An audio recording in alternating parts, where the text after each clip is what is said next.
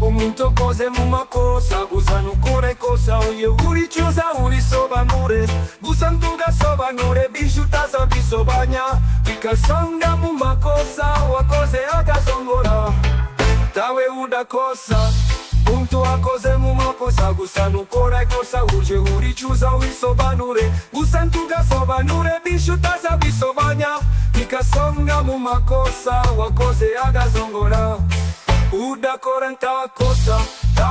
utakora ntanikosa ritababarirwa gusa nukosa ntugasobanye byinshi wisobanura utazasobanya gukosa usakosa ariko ntugasobekeranye amakosa ugasobanura ntukabure gukora ngo udakosa ariko uje wigira mu makosa buriya kabiri gatatu mu rugo rw'umugabo si ubugabo ni ububa igihe wakosheje wisobanura impamvu z'amakosa igihe wakosheje wisobanura imvano z'amakosa igihe wakosheje mera ikosa usabirana imbabazi igihe wakosheje ntugakosheshe abandi mu bindi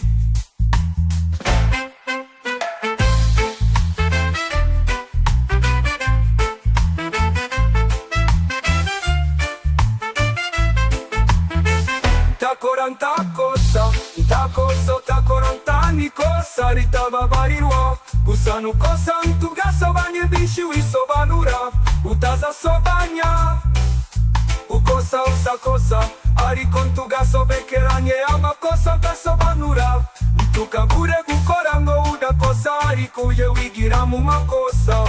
buriya kabiri gatatu mu rugo rw'umugabo si ubugabo ni ububa ikibazo si ugukosa ikibazo nuko witwara wakosheje ikibazo si kosa ta muntu udakosa ni uko ujifashemo uwakosheje nawe ni umuntu mubere muntu icuze ibyo akosheje witware kuwo wakoshereje ikibazo si ugukosa ikibazo nuko witwara wakosheje ikibazo si kosa ta muntu udakosa ni uko ujifashemo uwakoshereje nawe ni umuntu mubere muntu icuze ibyo akosheje witware kuwo wakoshereje udakora ntakosa utakora ntanikosa ritababarirwa gusa nukosa ntugasobanye byinshi wisobanura utazasobanya ukosa usakosa ariko ntugasobekeranye amakosa ugasobanura ntukabure gukora ngo udakosa ariko uje wigira mu makosa